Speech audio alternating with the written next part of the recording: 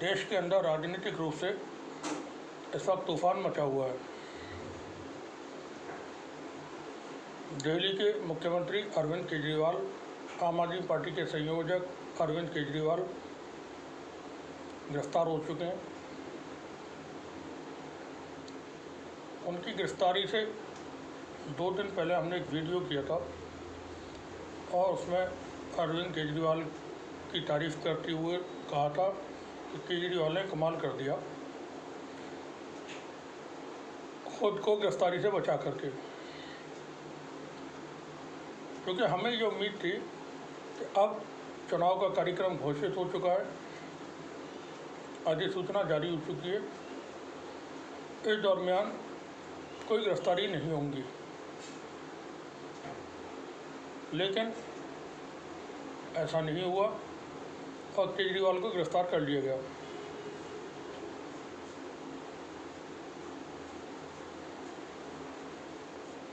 Pressure कितना है, दबाव कितना है विपक्षी नेताओं पर, केजरीवाल की गिरफ्तारी से ये समझ में आ जाता है। मायावती क्यों खामोश है? नीतीश कुमार, जिन्होंने इंडिया गठबंधन को खुद बनवाया था, गठबंधन को छोड़ करके एनडीए गठबंधन में शामिल हो गए।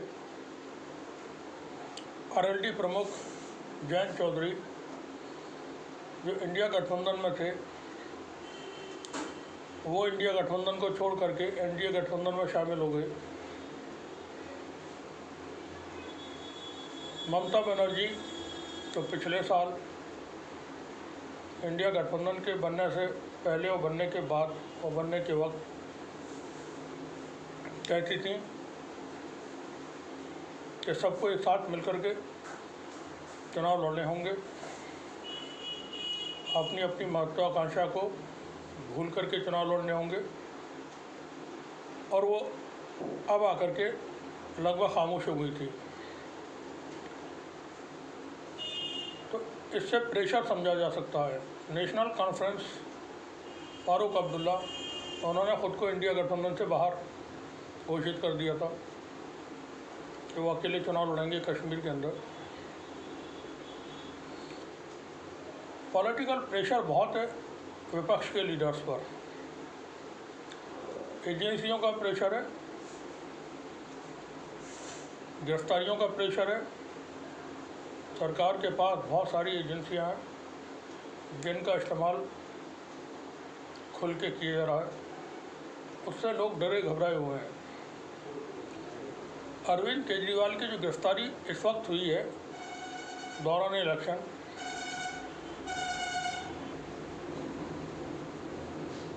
वो बहुत अहम है।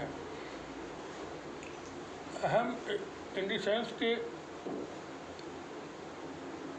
सरकार ने ये बताने की कोशिश की है कि हम किसी वक्त भी किसी के साथ भी कुछ भी कर सकते हैं।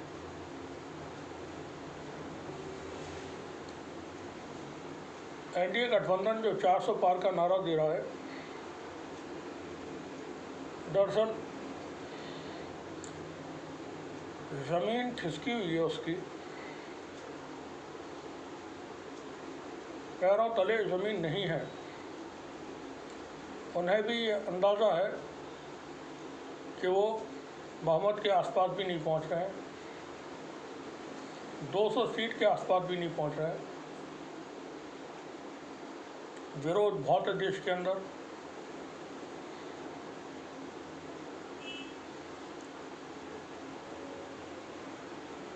ऐसे में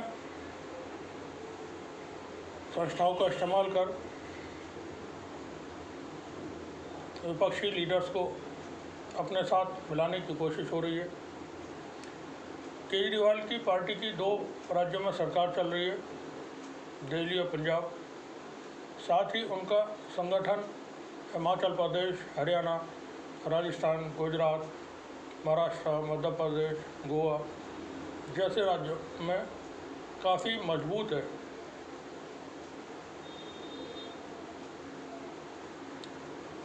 सरकार ने कोशिशें की कि केजरीवाल को किसी तरह से अपने साथ में शामिल किया जाए, लेकिन जब कांग्रेस और आम आदमी पार्टी का सीटों का बंटवारा हो गया, उसके बाद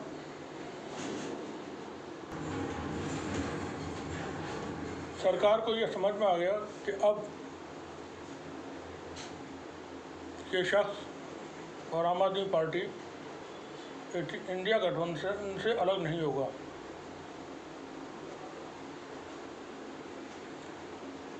उस वक्त उनकी गिरफ्तारी करा ली गई। हम उस टेक्निकल डिबेट में नहीं जाएंगे, बातों में नहीं जाएंगे, किसने क्या लिया, किसने क्या दिया, कितने रुपए के लेन देन का आरोप है। हम मौजूदा राजनीति की बात कर रहे हैं और जो हालात हैं उससे चिंतित होना चाहिए हर व्यक्ति को,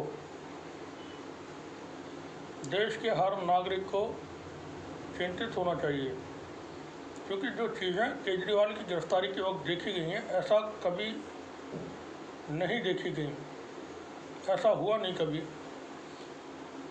दिल्ली को छावनी में तब्दील कर दिया गया, रैपिड एक्शन फोर्स चप्पे चप्पे पर तैनात कर दी गई।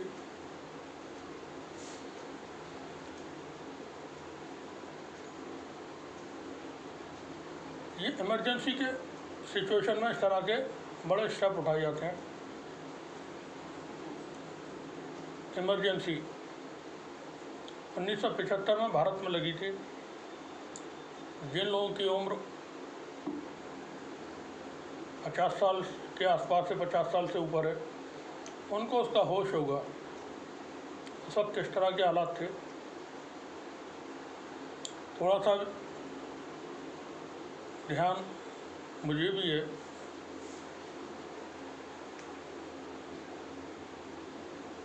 तब हम गांव में रहते थे, बहुत कम उम्र थी।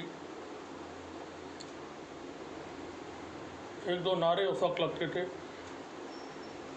भैया भूल न जाना, हलधर पे मोहर लगाना। एक और बहुत मशहूर हुआ था एंटी गांधी, इंदिरा गांधी। काली घटा घनघोर चमक रही बिजली, ओंडे पड़ रहे पीछे मम्मी भाग चलो इटली।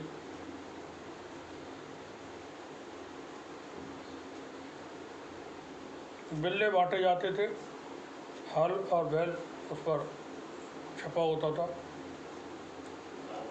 पेपर पॉम्पलेट को बांटे जाते थे और बच्चे उनसे खेलते थे गलियों में। पॉपुलर इतना हो गया था नारा तो बच्चे टोलियां बना करके गलियों में शोर मचाते फिरते थे और हलदर पे मोहर लगाना के नारे लगाते थे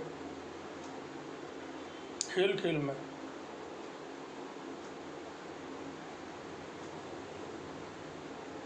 अब जो हालात हैं वो बहुत संगीन और गंभीर हैं, कठिन हैं, मुश्किल हैं।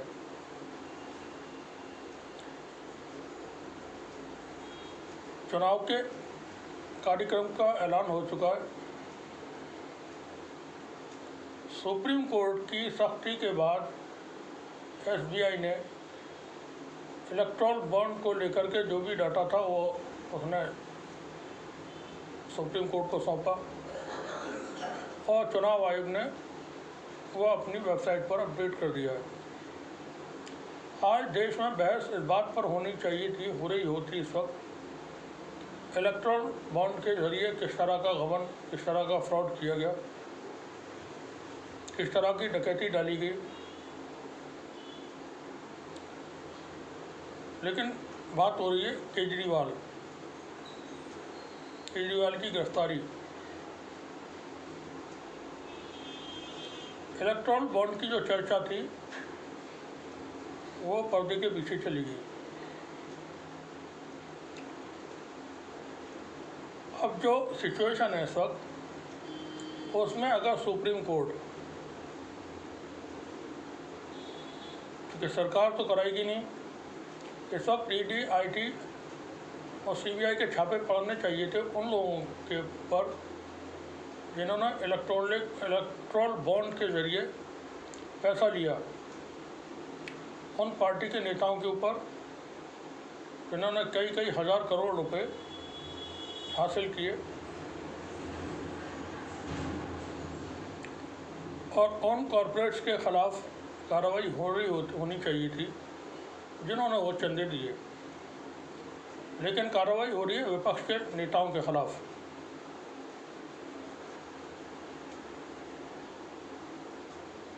ये डेमोक्रेसी की एक बहुत ही अजीब सी सूरत है जो सामने देखने को मिल रही है। इस दौरान अगर सुप्रीम कोर्ट इलेक्ट्रोल बॉन्ड को लेकर के उसकी जांच का आदेश दे देती है, सीबीआई जांच का, सुप्रीम कोर्ट की निगरानी में उसकी जांच का आदेश आ जाता है, क्योंकि अभी सुप्रीम कोर्ट को काम करना पड़ेगा। सिर्फ डाटा पब्लिक करा देने से कुछ नहीं हो रहा है। जो उसमें सामने आया है उसकी अब जांच हो और कार्रवाइयाँ हो,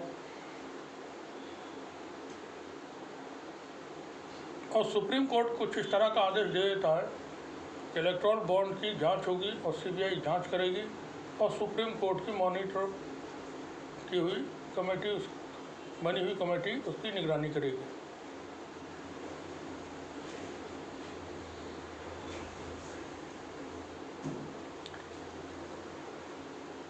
एक शंका हो रही है दिल में चुनावों को लेकर के, क्योंकि इलेक्शन कमीशन खामोश है। इलेक्शन कमीशन ने चुनाव का कार्यक्रम घोषणा करते वक्त लेवल प्लेइंग फील्ड की बात कही थी, मगर वो तो कहीं है नहीं।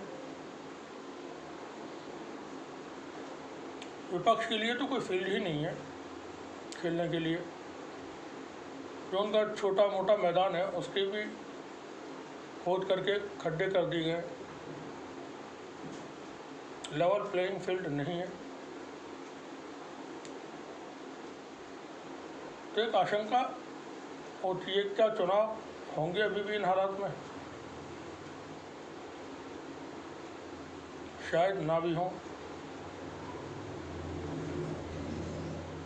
एक रेजोल्यूशन पास कर दिया जाए कि जो सरकार चल रही है वही अगले आदेश तक काम करेगी, क्योंकि पॉलिटिकल क्राइसिस है देश के अंदर। मुमकिन है ऐसा हो जाए, हो सकता है इसमें कोई, जो चीज़ें हो रही हैं उसमें कुछ भी हो सकता है। केजरीवाल की जो गिरफ्तारी है वो वार्निंग है ममता बनर्जी के लिए।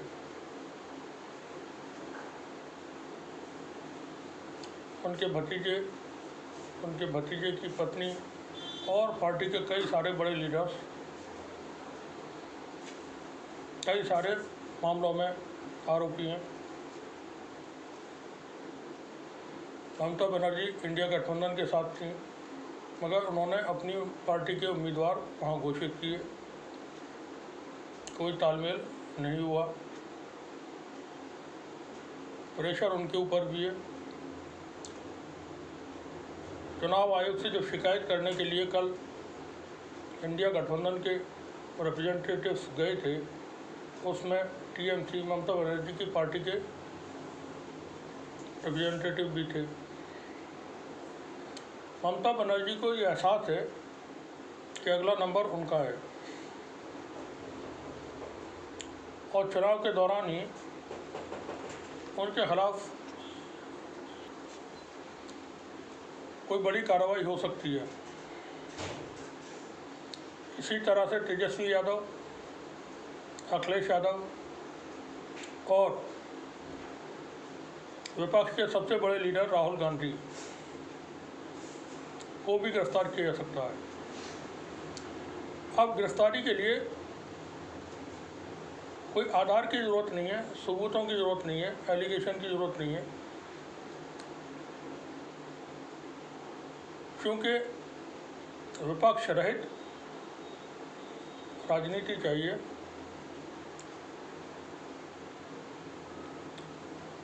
उसमें विपक्ष को मैदान से बाहर होना पड़ेगा, जेल में होना पड़ेगा।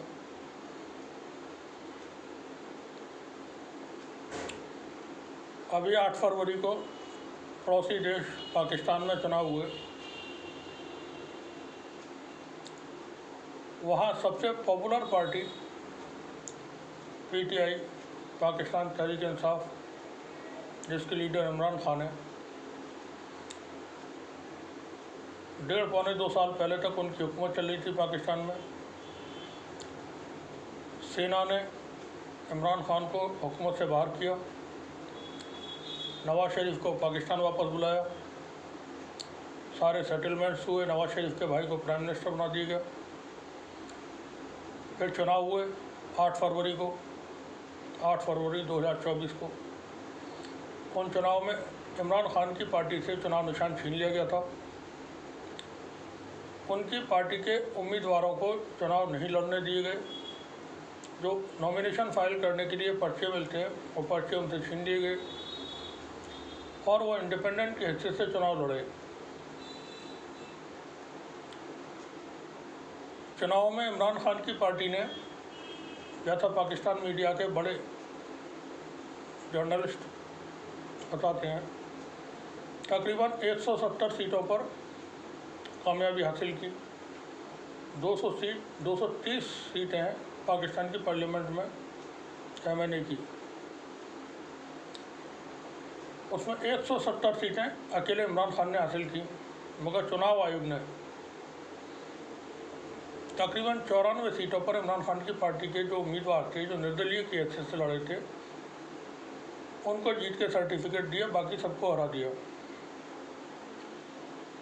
नवाज शरीफ की पार्टी दूसरे नंबर की पार्टी बनाई गई और विपक्ष की जो पार्टियां थी नवाज शरीफ के साथ मिलकर के उन लोगों को हुकूमत बनवाने का मौका दे दिया गया। शहबाज शरीफ को फिर से प्राइम मिनिस्टर पाकिस्तान की ओथ दिलाई गई। अब रिकाउंटिंग होती है। नवाज शरीफ खुद भी चुनाव हार गए थे। अब वहाँ पर रिकाउंटिंग होती है कुछ सीटों पर, और वो सीटें जो इमरान खान की पार्टी के लीडर्स जीत गए थे, उनसे वो सीटें वापस ली जाती हैं और नवाज शरीफ की पार्टी के लोगों को वहाँ जीत के सर्टिफिकेट दे दिए जाते हैं।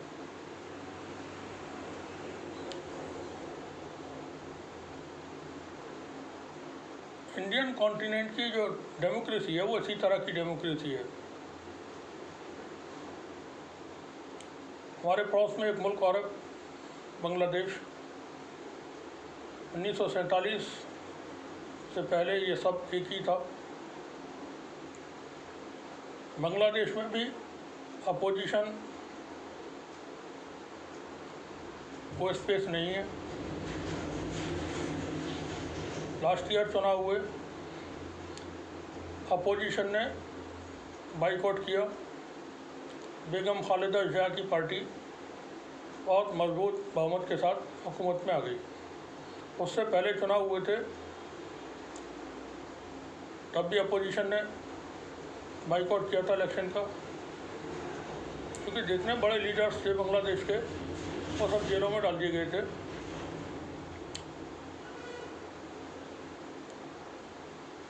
खालिदा जिया समेत।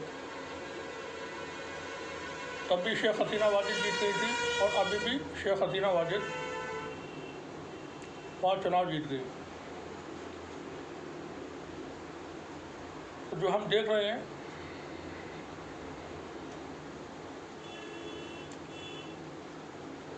वो डेमोक्रेसी का बहुत ही बुरी शक्ल है, जहाँ विपक्ष रहित पॉलिटिक्स की जा रही है। चुनाव कार्यक्रम घोषित हो चुका है भारत के अंदर, और रोज़ाना खबरें आती हैं विपक्ष के लीडर्स के यहाँ छापे पड़ने की। आज भी महुआ मोहित्रा, जो टीएमसी की पार्लियामेंट की मेंबर थी और उनको फिर से टिकट दिया गया है, उनके बहुत सारे ठिकानों पर छापेमारी हुई है। इन 10 साल के दौरान किसी ने भी ऐसी कोई खबर नहीं सुनी होगी कि सत्ता पक्ष से जुड़े हुए किसी लीडर के यहाँ पर कोई छापेमारी की कार्रवाई हुई है, किसी की गिरफ्तारियाँ हुई हैं। बड़े से बड़े एलिगेशन लगे, किसानों को कुचलने के मामले थे, इंटरनेशनल प्लेयर्स के साथ मॉलेस्टेशन के मामले थे, 700 किसानों की हत्याओं के मामले थे और बहुत सारी चीज़ें थी, मगर कहीं किसी के ख़िलाफ़ कोई कार्रवाई आपने देखी नहीं होगी होते हुए। जितनी भी कार्रवाइयाँ हुई वो विपक्ष के ख़िलाफ़ हुई हैं। 2014 में आरएसएस की तरफ से नारा दिया गया था, बीजेपी की तरफ से, कांग्रेस मुक्त भारत। नई संसद बनी, प्रधानमंत्री नई संसद में जब पहुँचे तो उनके हाथ में संगोल था, लाठी एक। संगोलवादी जो तंत्र है, व्यवस्था है, जो दंड आधारित व्यवस्था है, दमनकारी अत्याचारी व्यवस्था है, वो स्थापित करने की कोशिशें हो रही हैं। लोकतंत्र, प्रजातंत्र पनिशमेंट पर नहीं चला करते हैं।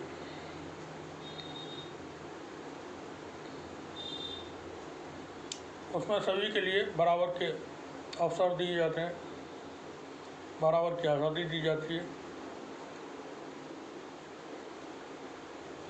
अपनी बात कहने पर किसी पर कोई कार्रवाई नहीं होती। फिलहाल भारत के अंदर जो नई डेमोक्रेसी है वो संगोलवादी डेमोक्रेसी है।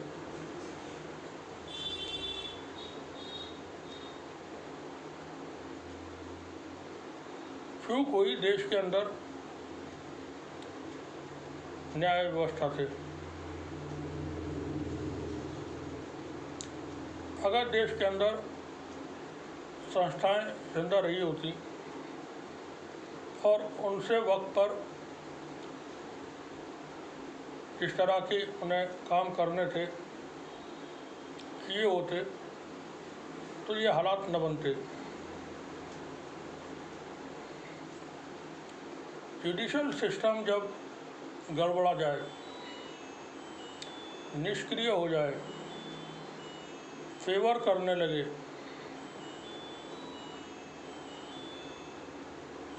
प्रॉब्लम हो जाती है। हम अपनी रिपोर्ट्स में, अपनी बातचीत में अक्सर इंसाफ के निज़ाम के ऊपर बात करते हैं।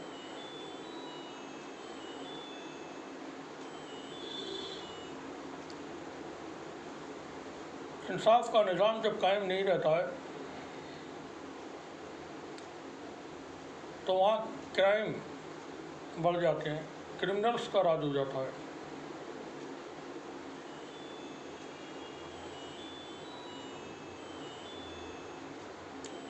अपराधी बेलगाम हो जाते हैं, हिम्मतें बहुत बढ़ जाती हैं, क्योंकि वो बेखौफ हो जाते हैं, इसलिए तो कुछ होगा नहीं। हज़ारों मॉब लिंचिंग की कार्रवाइयाँ हुई।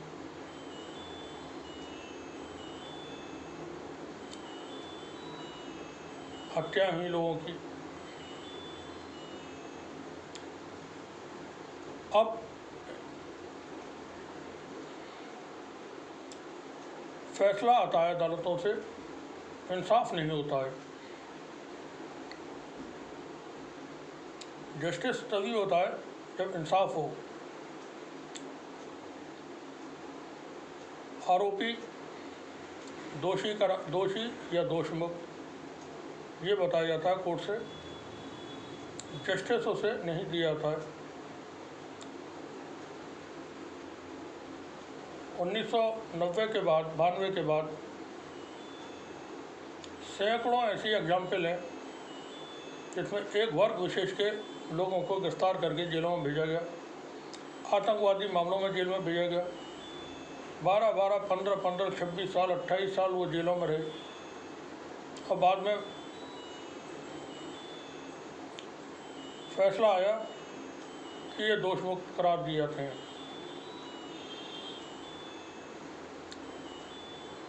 दोषमुक्त करार देते वक्त जो जांच अधिकारी थे जिन्होंने उन केसों की जांच की थी, अगर उन्हें बुलाया जाता और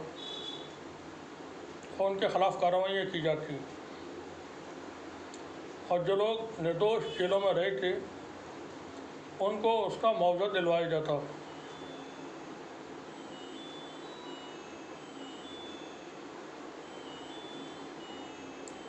तब बदलाव आते। ऐसी सूरत में कि पुलिस किसी को भी गिरफ्तार करके जेल भेज दे, अब वो जेल में पड़ा रहे, अदालत जाने और वो जाने, करते रहिए, अब आप अपने आप को बेगुनाह साबित।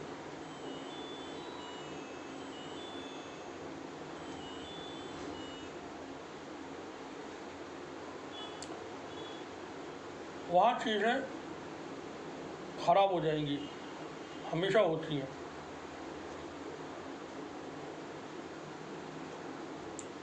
तो उन लोगों के खिलाफ भी कार्रवाइयाँ होनी थी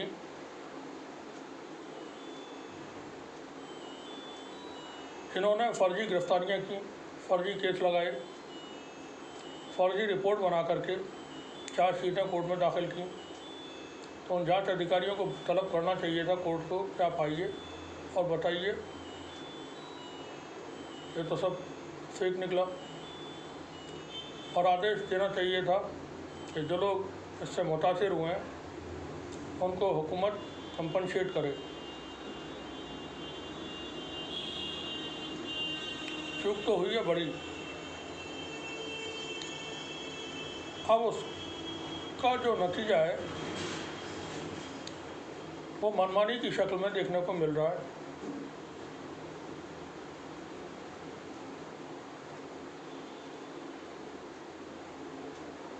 केजरीवाल की गिरफ्तारी हुई है,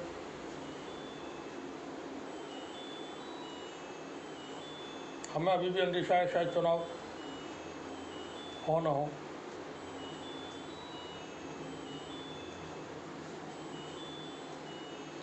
दिल्ली में इतनी रैपिड एक्शन फोर्स लगाने की नौबत क्यों आई?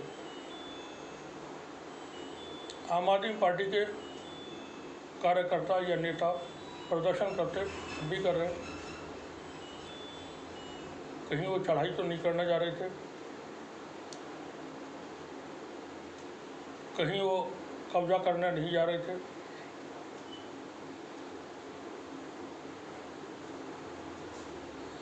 पाकिस्तान में इमरान खान के ऊपर जानलेवा हमले हुए,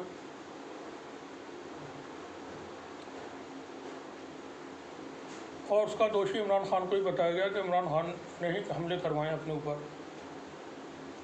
पाकिस्तान का मीडिया भी ऐसा ही कहता रहा।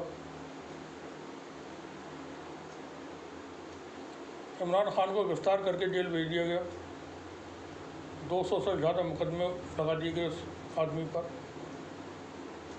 चुनाव में उसकी पार्टी जीत गई, अगर उसको हुकूमत बनाने नहीं दी गई। This is the latest form of democracy. एक दूसरे को देख करके लोग सीखते हैं। खरबूजे को देख करके खरबूजा ही रंग नहीं बदलता है, खरबूजे को देख कर तरबूजा भी रंग बदल लेता है।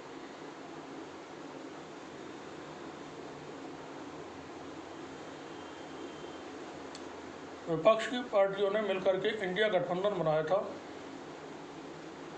प्रधानमंत्री ने उसे नाम दिया इंडी गठबंधन। जितना आरएसएस का मीडिया है देश के अंदर, आप देखेंगे वो अपनी खबरों में इंडिया गठबंधन नहीं कहता है। इलेक्ट्रॉनिक मीडिया हो या प्रिंट मीडिया हो, आपको वहाँ पर इंडी गठबंधन, जैसे प्रधानमंत्री ने अगर कोई बात कही तो वो कानून है और उसका पालन मीडिया को करना होगा।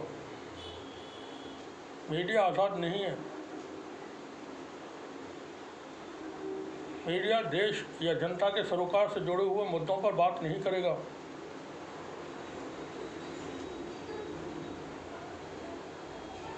फिलहाल केजरीवाल एक लंबे वक्त के लिए,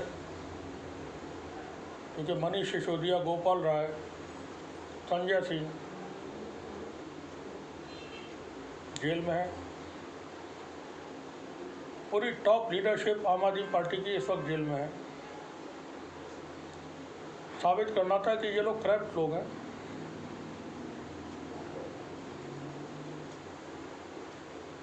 हाथ पे लिखना था मेरा बाप चोर है। अब आप साबित करते रहिए कि मेरा बाप चोर नहीं है मरते वक्त तक। शुक्रिया आप सभी का।